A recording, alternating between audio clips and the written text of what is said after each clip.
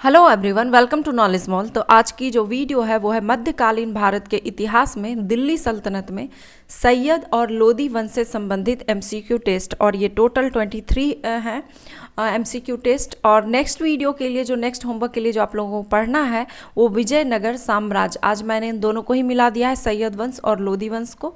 और नेक्स्ट के लिए आप लोगों को पढ़ना है विजयनगर साम्राज्य। किसी भी बुक से आप पढ़ सकते हैं, चाहे वो लूसेंट हो, क्राउन हो, दृष्टि हो, आप किसी भी बुक से पढ़ सकते हैं जो भी आपके पास अवेलेबल हो। तो चलिए आज लगाते हैं हम लोग इसका सेट। क्वेश्चन है पहला कि सैयद वंश के संस्थापक कौन थे। आंसर है ऑप्शन बी, खिज्र खां। सैयद वंश के संस्थापक खिज्र खां थे, जिसने लगभग 37 वर्षों तक शासन किया, जिसमें कुल 4 शासक हुए थे। दिल्ली सल्तनत के किस शासक ने रैयत ए आला की उपाधि धारण की। आंसर है ऑप्शन सी, खिज्र खां ने। शासक बनने के बाद खिज्र खां ने सुल्तान की उपाधि धारण नहीं की, बल्कि खुद को रैयत ए आला कहा, अर्थात तैमूर का मातहत। खिज्र खां पर तैमूर का बहुत बड़ा प्रभाव था।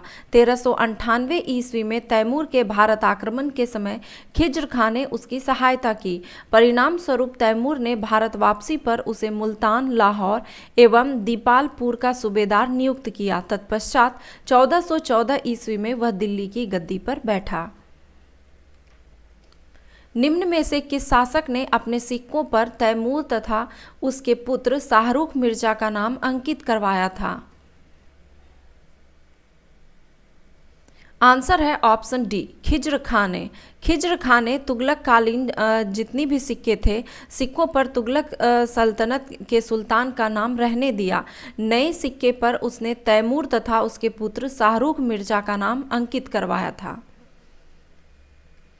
सैयद वंश का अंतिम शासक कौन था। आंसर है ऑप्शन ए, अलाउद्दीन आलम शाह। अलाउद्दीन आलम शाह 1445 ईस्वी में दिल्ली की गद्दी पर बैठा और यह सैयद वंश का अंतिम शासक था। शाह आलम एक अयोग्य शासक था। उसके समय में दिल्ली सल्तनत का क्षेत्र अत्यंत सीमित हो गया था। ऐसा माना जाता है कि अलाउद्दीन शाह आलम को बहलोल के दिल्ली आगमन और सिंहासनोरोहण पर इससे कोई आपत्ति नहीं था। बहलोल लोदी ने किस सैयद वंश के शासक को अपदस्थ कर दिल्ली में लोदी वंश की स्थापना की थी। आंसर है ऑप्शन डी, अलाउद्दीन शाह। 1451 ईस्वी में बहलोल लोदी दिल्ली का शासक बना। इस तरह बहलोल लोदी ने दिल्ली सल्तनत में प्रथम अफगान वंश की नींव डाली। निम्नलिखित सल्तनत शासकों में से कौन अफगान मूल के थे। आंसर है ऑप्शन डी, लोदी। दिल्ली सल्तनत में लोदी वंश के शासक अफगान मूल के थे। लोदी वंश का स्थापना बहलोल लोदी ने 1451 ईस्वी में किया था। दिल्ली की राजगद्दी पर अफगान शासकों के शासन का निम्नलिखित में से कौन सा सही कालानुक्रम है। आंसर है ऑप्शन बी, बहलोल लोदी, सिकंदर शाह, इब्राहिम लोदी।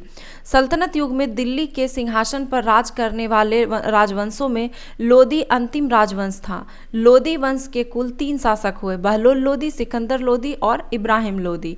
तो बहलोल लोदी ये 1451 से 1489 तक, सिकंदर लोदी 1489 से 1514 तक, और इब्राहिम लोदी ये 1517 से लेकर 1526 तक बने रहे। राणा सांगा ने इब्राहिम लोदी को किस युद्ध में हराया था। आंसर है ऑप्शन ए, खतौली का युद्ध में। 1518 ईस्वी में महाराणा सांगा और इब्राहिम लोदी के बीच खतौली का युद्ध हुआ। इस युद्ध में इब्राहिम लोदी की पराजय हुई। निम्नलिखित में से किस सुल्तान ने आगरा नगर बसाया था। आंसर है ऑप्शन सी, सिकंदर लोदी ने। सिकंदर लोदी ने यमुना नदी के किनारे आगरा शहर की नींव डाली थी और 1504 ईस्वी में आगरा को अपनी राजधानी बनाया, ताकि दोआब पर नियंत्रण रखा जा सके। निम्न में से किसने गुलरुखी उपनाम से अपनी कविताओं की रचना की थी। आंसर है ऑप्शन डी, सिकंदर लोदी। सिकंदर लोदी फारसी भाषा का जानकार था और फारसी में गुलरुखी उपनाम से कविताएं लिखता था तथा वह गायन शहनाई में भी रुचि रखता था। उसके काल में संगीत से संबंधित एक ग्रंथ लज्जत ए सिकंदर शाही की रचना हुई थी। निम्नलिखित वंश ने किस क्रम में दिल्ली पर शासन किया था? नीचे दिए गए कूट का सही प्रयोग करें और उत्तर चुनें। आंसर है इसका ऑप्शन ए, 4-1-3-2, यानी कि सबसे पहले गुलाम वंश, फिर खिलजी वंश और फिर सैयद वंश और सबसे अंतिम लोदी वंश। गुलाम वंश या ममलूक वंश शासकों का शासनकाल 1206 से 1290 तक रहा। खिलजी वंश का शासनकाल 1290 से 1320, तुगलक वंश का 1320 से 1414 और सैयद वंश का शासनकाल 1414 से 1451 तक रहा तथा लोदी वंश जो सबसे अंतिम शासनकाल था वो 1451 से 1526 ईस्वी तक था। तैमूर के आक्रमण के बाद भारत में किस वंश का राज स्थापित हुआ? आंसर है ऑप्शन बी, सैयद वंश का। तैमूर ने 1398 ईस्वी में भारत पर आक्रमण किया था। उसमें दिल्ली सल्तनत में तुगलक वंश का शासन था और नसरुद्दीन महमूद शाह शासक था। तैमूर ने दिल्ली पर आक्रमण करके तुगलक साम्राज्य को तहस नहस कर दिया। तैमूर के आक्रमण के समय महमूद शाह दिल्ली छोड़कर भाग गया तथा तुगलक वंश के बाद सैयद वंश की नींव पड़ी। लोदी वंश के किस शासक ने 1/4 टंके के मूल्य के बराबर बहलोली नामक चांदी का सिक्का प्रचलित करवाया? आंसर है इसका ऑप्शन ए, बहलोल लोदी। बहलोल लोदी ने 1/4 टंके के मूल्य के बराबर बहलोली नामक चांदी का सिक्का प्रचलित किया जो मुगल शासक अकबर के समय तक प्रचलित था। निम्नलिखित में से कौन सा कार्य सिकंदर लोदी के शासनकाल से संबंधित था? आंसर है ऑप्शन ई। ऑप्शन ई में इसका आंसर हो जाएगा उपयुक्त में से एक से अधिक। इसमें इसके शासनकाल में आगरा नगर की स्थापना हुई, गज सिकंदरी नामक प्रमाणिक माप का प्रारंभ हुआ, गुलरुखी कविता का संग्रह, लज्जत ए सिकंदर शाही की रचना। निम्नलिखित में से किसने अफगानिस्तान के बादशाह बाबर को भारत आने और इब्राहिम लोदी को हराने का न्योता भेजा था? आंसर है इसका ऑप्शन ई। ऑप्शन ई में इसका आंसर हो जाएगा उपयुक्त में से एक से अधिक, यानी दौलत खां लोदी और आलम खां। सिकंदर लोदी के बाद उसकी गद्दी पर इब्राहिम लोदी बैठा।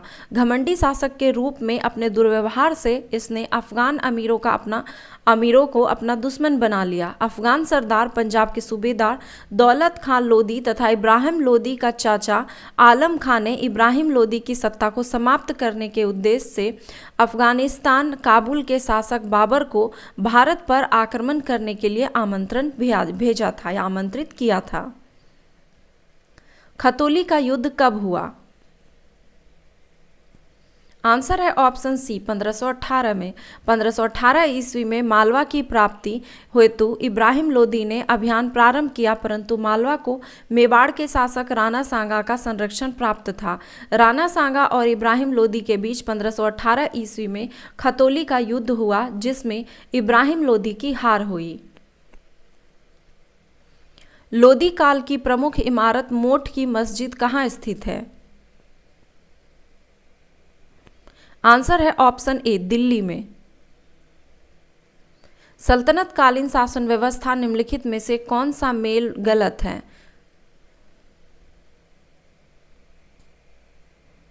आंसर है ऑप्शन ई। दिया गया है दीवान बंदगान विभाग जो है यह सैन्य विभाग से संबंधित था, जो कि गलत है क्योंकि दिल्ली सल्तनत में दीवान बंदगान जो था यह दासों से संबंधित विभाग था तथा दीवान अर्ज विभाग जो था वो सैन्य विभाग से संबंधित था। बाकी के ऑप्शन सही है। दीवान वजारत ये वित्त विभाग, दीवान मुस्तखराज ये राजस्व विभाग, दीवान अमीर कोही ये कृषि विभाग से संबंधित था। किसका कथन था कि यदि मैं अपने गुलाम को भी पालकी पर बैठा दूं तो मेरे एक आदेश पर ये सरदार उसे कंधे पर उठा लेंगे? आंसर है ऑप्शन बी सिकंदर लोदी। निम्नलिखित में से किस युद्ध में इब्राहिम लोदी मारा गया? आंसर है ऑप्शन ए पानीपत की पहली लड़ाई में। अप्रैल 1526 ईस्वी में बाबर और इब्राहिम लोदी के बीच पानीपत का प्रथम युद्ध हुआ, जिसमें इब्राहिम की सेना पराजित हुई और युद्ध में लोदी मारा गया। इब्राहिम लोदी मध्यकालीन भारत का एकमात्र सुल्तान था जो युद्ध भूमि में मारा गया। 13वीं सदी में सेना का सर्वोच्च अधिकारी होता था। आंसर है ऑप्शन सी खान। दिल्ली सल्तनत में उलेमा किसे कहा जाता था? आंसर है ऑप्शन ए इस्लामी कानून के ज्ञाता विद्वान। अगर आप 67th बीपीएससी की तैयारी कर रहे हैं तो 67th बीपीएससी के लिए 15 प्रैक्टिस सेट दिए जा रहे हैं 150 क्वेश्चंस के साथ, जिसके पीडीएफ का प्राइस रखा गया है मात्र 199 रुपये। आपको पेमेंट के लिए दिए गए क्यूआर कोड का इस्तेमाल करना है या फिर दिए गए अकाउंट नंबर का, और उसका स्क्रीनशॉट आप दिए गए व्हाट्सएप नंबर पर सेंड करें। दिल्ली सल्तनत में मुसलमानों से लिए जाने वाला भूमि कर कौन सा था? आंसर है ऑप्शन बी उस्र। उस्र मुसलमानों से लिए जाने वाला भूमि कर था। खराज जो है ये गैर मुसलमानों से लिए जाने वाला भूमि कर था। खम्स यह लड़ाई एवं लूट से प्राप्त धन था। इसके 1/5 भाग पर सुल्तान का अधिकार एवं 4/5 भाग पर सैनिकों एवं अन्य अधिकारियों का अधिकार होता था। जजिया ये गैर मुसलमानों से लिए जाने वाला धार्मिक कर था, और जकात जो है ये मुसलमानों से लिया जाने वाला धार्मिक कर था।